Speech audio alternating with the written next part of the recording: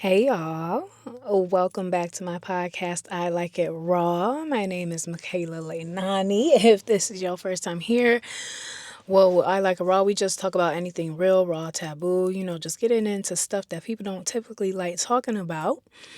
And just airing people's stuff out. You know what I'm saying? Today I was chopping it up with a good friend, and we're both in the industry of entertainment. And it's just crazy how the industry is.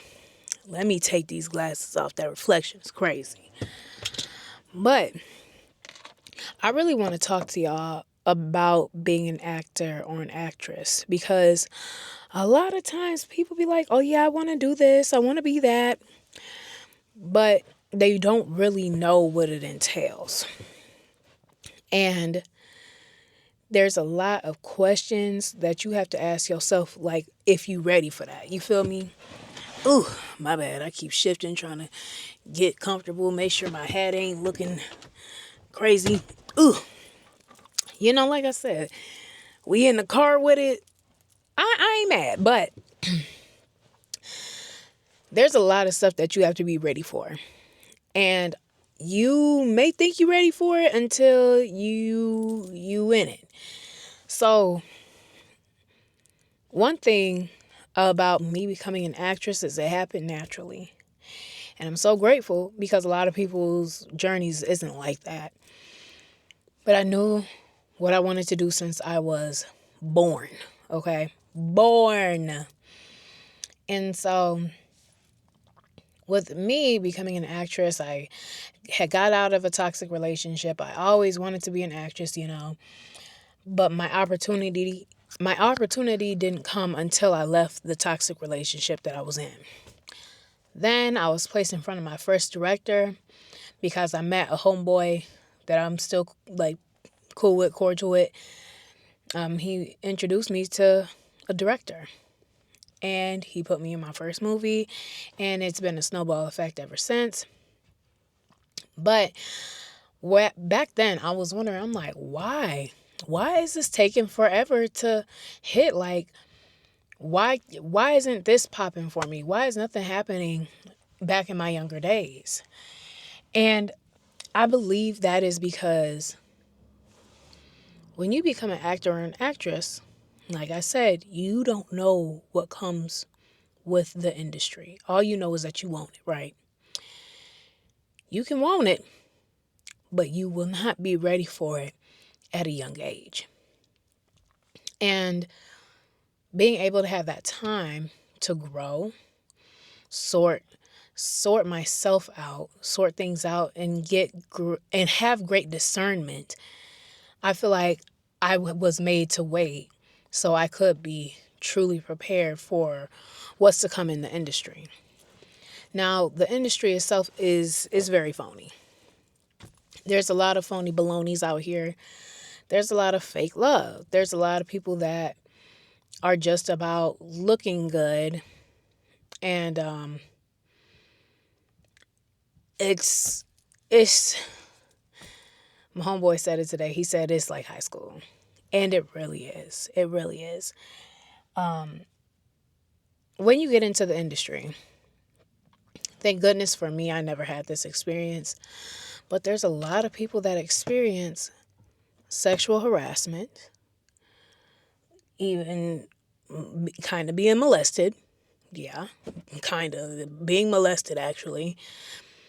And there's a lot of situations where people don't feel comfortable when they are doing something because they feel like, oh, I need to do this in order to get where I want to go. And when it comes to the acting scene in Detroit, I can't speak on Hollywood, but we've all heard those stories about how it is in Hollywood. You gotta get somebody off to get somewhere. And it's not like that here, but it's a lot of booty kissing. And depending on who you work with, that situation to where you feel like you have to get some woman off to get somewhere can happen. I've never worked with those people, thank the Most High. But I have heard stories. And being able to comprehend that, boo-boo, this is Detroit. Like, let's start there first. How far you think you gonna get getting somebody off in Detroit? Like, no, please don't do it. Please don't do it. You have to really be aware. Be cautious of who you're around, regardless your homeboy or your homegirl said, oh, they cool people. They like this, they like this. They're not like that to you. You don't know them. So don't take everybody's word for somebody being cool or this how they be.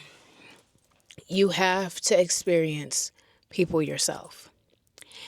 And I've had my own experience with people and they be like, oh yeah, this person's great.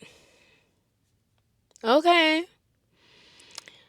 And it's funny because a lot of times people like me or other people that's aware of their own consciousness, aware of their aura and their light, a lot of people do not like people that's truly aware. So a lot of people you can be on set with, they'll be cute to your face. Oh yeah, I love you. You're the best. And right when you leave, they're talking crap. They're talking about you. Trying to bring you down, trying to bring your aura down while you're not there. I say while you're not there because if you come back in the room, you can feel that energy. And the energy is so thick. It's so uncomfortable to go into a room where you know you were being talked about and people just act awkward. Like my homeboy said, like you walk into the room and someone says, yep, popcorn.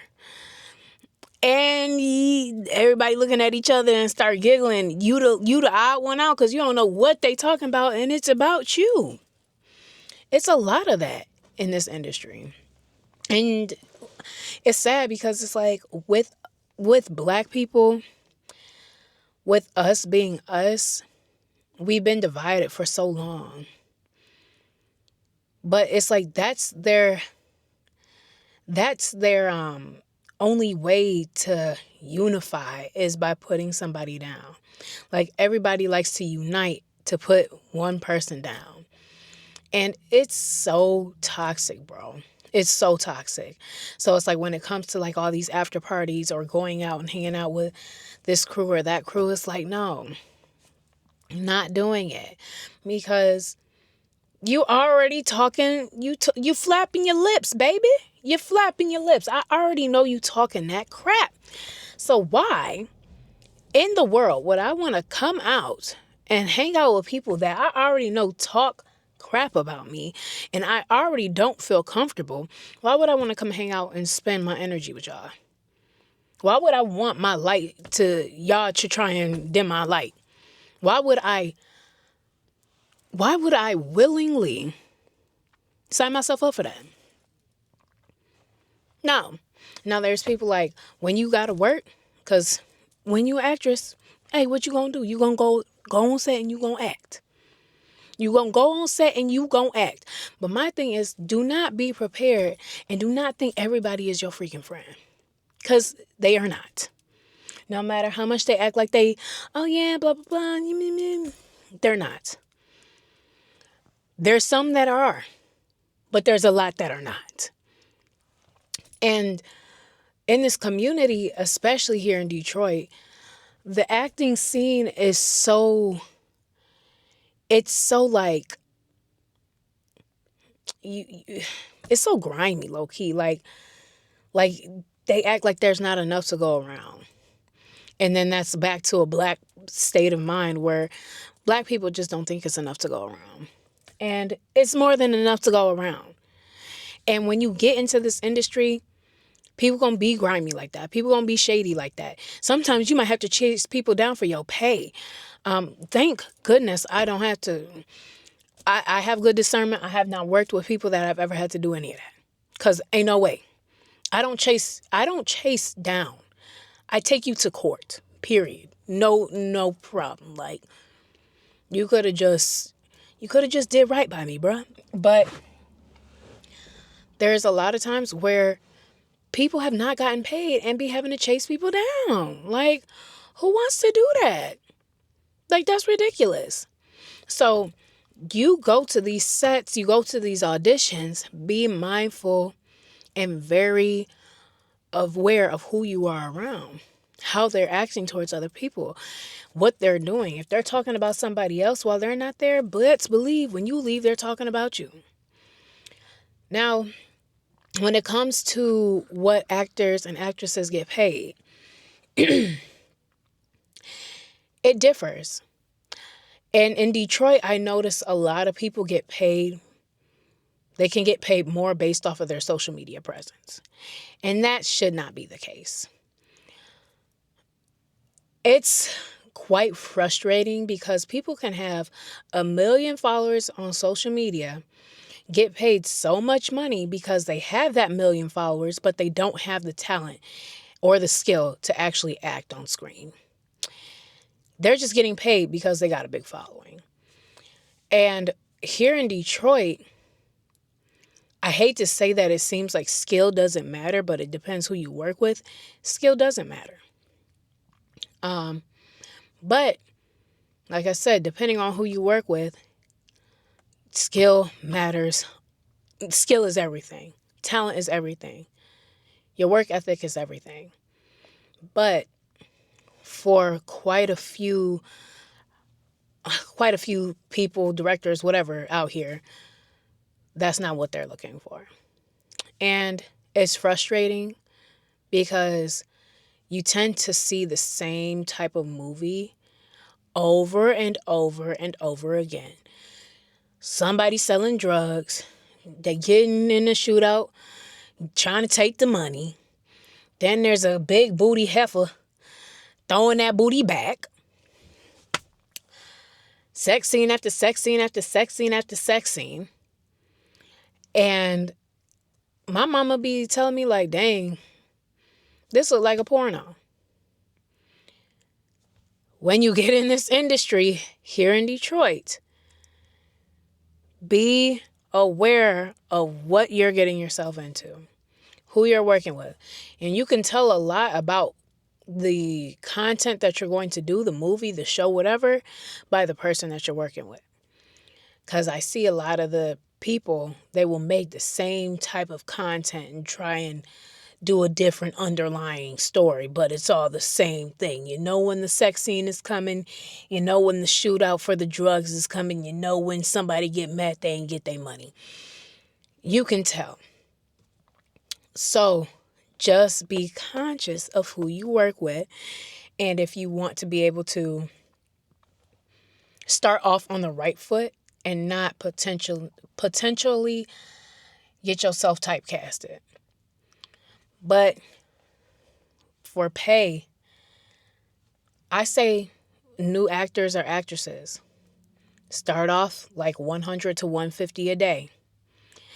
And as you continue to build your resume, up your credentials, you can raise maybe $100 every time. Or $75 every time. Whatever you feel is comfortable, because a lot of people aren't comfortable when it comes to that money talk. But you have to be real with yourself. This is your livelihood. And if this is something that you want to do, you need to do something that makes sense. But also when it comes to payment, some people give points. And what a point is basically getting a percentage in residuals off of whatever you do. So you get 1 point, you get 1%, I believe. That's how it works. You get 1 point or 0.1, something. You get a point, you get a percent. A lot of times people don't even think about that because they're like, I need to get paid right now. But you can always split your contract to make it like, okay, well, this is what you can give me up front, and then I'll take points on the back end. But you end up making way more money on the back end anyway, because once that person director, writer, producer, once they get their money back from that film, now they're having to pay you a percentage every quarter. And I don't know if it goes like every quarter or every month, but that's how that stuff works. If you can negotiate that into your contract, I highly recommend that you do so. A lot of people will not do that though. A lot of writers, directors, producers will not do that though. So don't let it be an expectation, but definitely present it, especially if you doing something big in that film, present it and put it on the floor and see if you can negotiate it. But if not, get your money up front and keep it pushing. Like I said, everything is it's all based on who you work with for real. But when it comes to now sex scenes, a lot of people be having questions about the sex scenes. No, they are not real. I know the ones I've done are not real, but no, they are not real. Sex scenes are portrayed to look like people having sex, and some people do very well at making it look like y'all having sex. But one thing I will say with sex scenes, you can talk to whoever you're working with depending on like if your comfortability. Like, do you want to be fully naked? Do you want to just have your top off? Do you want to just have your pants off? Do you want it to more so just show your face? Like, depending on who you work with, it's all that's the caveat to it. That's the nuance, excuse me. Depending on who you're working with, they will work with you. And if you're working with somebody good, they'll definitely like change stuff up and make it work for you. But if you got a director or a writer or producer or whatever that doesn't want to change anything, like, no, you got to do this, get out of there. Get up out of there, baby. Get up out of there. Now, I'll also say this because me, like I said, I've done sex scenes in movies and shows, whatever. Do I want to do them anymore? No, not really. But it's always a little incentivizing because for me, I know when I do my sex scenes, I get double my day rate. So I get paid based off of my day rate. And for other people, that might be more, that might be less. But sometimes, like on sex scenes, you get paid more on those days. So it's all up to you and what you're comfortable with. But again, depending on who you're working with and if they're not giving you that leeway, if you're not feeling comfortable and they don't really care, that's somebody that you probably don't need to be doing a sex scene with. You also got to be conscious of the movies that you're doing. Like I said, you don't want to get typecasted. But my homeboy brought up a great point today when we were talking. There's certain things that may not sit right in your spirit when you're doing it. Don't force yourself to do it. Not every movie is good movie. Not all publicity is good publicity. And people be like, oh, well, at least I'm being seen. At least I'm being seen. No. Choose wisely. Choose wisely. Because I know I'm in here for the long haul. I know somebody way up is going to recognize me and is going to put me in something. I don't want my resume to only be the hood typical movie that you see coming out of Detroit. No, you have to have range. And if you want to make it in the industry and you want to make it out of Detroit, you have to have that range. And that's I don't like that for Detroit because we all, as an actor community, as a Detroit scene of film, we already get stereotyped to just being Tubi famous. Oh, I got a Tubi actor in the building, a Tubi actress in the building. I hate that. I despise that. Like, I have this actor or actress, blah, blah, blah, in the building. That's how I want to be addressed when I walk into places. I don't want to be known as a Tubi actor or actress. That's low-key an insult. Because back in the day, When Tubi first started, I swear people was uploading like videos with their iPhone. It was you can put anything on their type of app. They locked down a lot. They really have. But at the same time, like, why am I subjected to just being a Tubi actor or actress? I got movies on Prime. My movie Mirror of a Deception is on Prime. Looking for it to go other places. The show that I do is on Peacock. So I'm not a Tubi actor or actress. Like, that's so insulting because you don't call, what is it, Michael B. Jordan a Netflix actor or actress, or somebody, actor, or Megan Good a Netflix actress. Like, why am I getting categorized by the app that the movie is on? But it also goes to show, like I said, back in the day, they could put anything on there. They tightened up. So it's a lot that goes into becoming an actor or an actress, but it's always about taking the initiative and just knowing who you're working with and standing firm on your boundaries. Really, really stand firm on your boundaries because people will push them. And you have to be comfortable with not being everybody's friend. You have to be comfortable with being the oddball out because, hello, I love it here in my corner. And sooner or later, you will find your tribe that is in the acting community and that have those same feelings as you. It's interesting because most of us are quiet. We just sit back and we take notes, and it is what it is. That's like my personality. I don't really talk unless I need to, because why exchange more energy than necessary? Why give somebody anything to bite on? I'm not trying to catch fish. I'm not. I'm just here to do my job. Nothing more, nothing less. You feel me? But be comfortable and be solid within who you are and keep a strong mind and strong will when it comes to this. You're not going to get a lot of yeses at first. I mean, that's just the name of the game. That's with anything. Like, you got to work and let every no push you to continue being better. And please, please, please don't forget to get some great coaching. Everybody and they mama want to open like some acting thing or something like that. Nigga, what you looking at?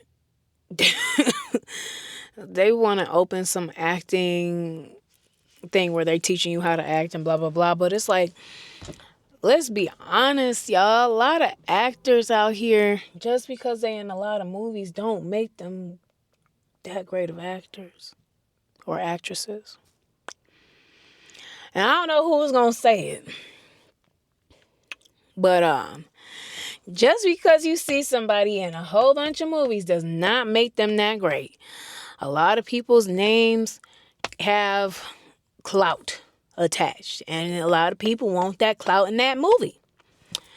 So these people that got clout that be like, oh yeah, I'm doing the acting course, blah blah blah, about my course and whatnot. Go watch their movies, see if they know what they really doing. Do some research when it comes to like taking cues or how seeing what it's like or what you should do when the scene needs silence. Like, there's a lot of things that a lot of people do in movies that isn't real life. And it's almost an over-exaggeration. And the over-exaggeration happens in theater, but on screen, when you in a movie, in film, it's disgusting. That's that cringe-worthy moment. And a lot of times people think they got to do these things, but you don't. But if you have a great coach, and I recommend my coach, CJ. Oh my goodness, I love CJ so much. And if you really want to know him and get in touch with him, let me know, because I'm not just about to give out his information. But if you're serious about it, let me know and I could put you in touch. But CJ was, I never had an acting coach besides CJ. And he was my first acting coach, and right now he's going to be my only acting coach. But in A Mirror Deception, I played a very complex role. And dog, that was the most challenging role I've ever played so far. And to be able to learn about taking breaks, taking beats, giving my character what she needed, giving the scene what it needs, it's imperative to have a great acting coach. And it bothers me because a lot of times actors and actresses in movies, like I said, they do too much. They make it too theatrical, excuse me. And they put too much sauce on it to try and display emotion or display anger. Or they might be showing anger in the same way every time, when anger doesn't need to be displayed the same way every time because the situation isn't as serious as it was in the last situation, but you get in the same reaction. It's those little details that make you a decent to a great actress or actor. Details like that, you gotta show your sad in different ways. Show your mad in different ways. You have to learn to think about, okay, so this is the beginning of the script. This is when this is started. So why would I be super intense mad if this just started? Like you have to allow your emotions to progress with the script instead of outright just like, they be wilding out here. But with a great acting coach, you will learn that. So make sure you find you one. And if you're serious, hit me up on my Instagram, DM me, and I'll vet you first. Because like I said, I'm not giving out his information. Like, ain't nobody just about to go over here and waste this man's time. He really do this. Like, he worked with BET. He's out there. So we're not doing any of this to waste of time. But I wanted to give y'all some true advice coming from an actress, coming from somebody in the industry in Detroit, because it's weird out here and nobody want to teach you how to navigate these things. But get you some good headshots. Get you some great headshots, and that's a little investment. But if you're serious about it, you can do it.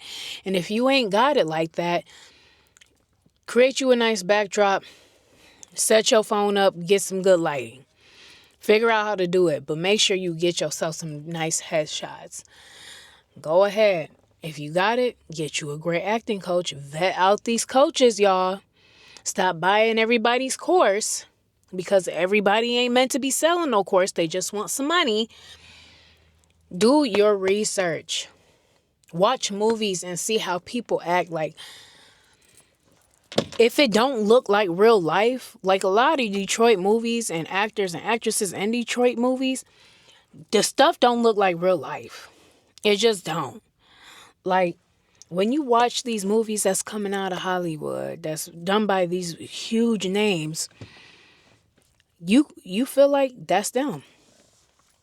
And to truly act is to not act at all. Let that sit with you. To truly act is to not act at all.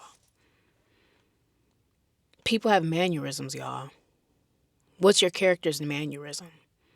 What do they do when they get nervous? What do they do when they're mad? Do they talk with their hands? Do they not? Do they twitch their eye? Do they squint? Like, you have to really think about all this, because, like I said, it takes you from an average to a great or to a good. And you want to be able to stand out. There's so many people competing here, but you have to be the one that stands out. And you have to be discerning of what type of content you want to be in.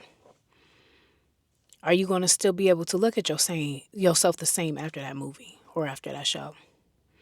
Is this something that you can be proud of? Because me as an actress, like I said, I got some sex scenes. It is what it is. I stand on it, you know? People be looking at me, especially men, be like, oh my God, yeah, I need me a honey. And I hate, man, some nigga said that to me. I think he was interviewing me. And if he see this, look, don't ever say that to nobody else.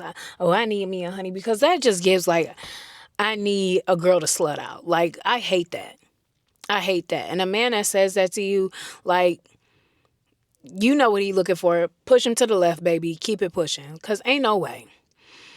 Like, people sexualize me so much because of my character, but then, like, they don't know how to differentiate the fact that I'm doing a job and I'm getting paid to do that. I'm being raunchy on camera because I'm getting paid to be raunchy on camera. Some people just ratchet and they don't get paid for that. Let's talk about it. You know, like there's so many things that go on that people like to poo-poo on somebody else for.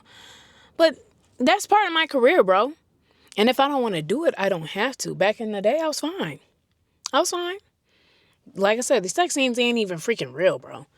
So, hey, all right. And I'll take my double for that day. But you have to also be prepared for people not being able to separate you from your character.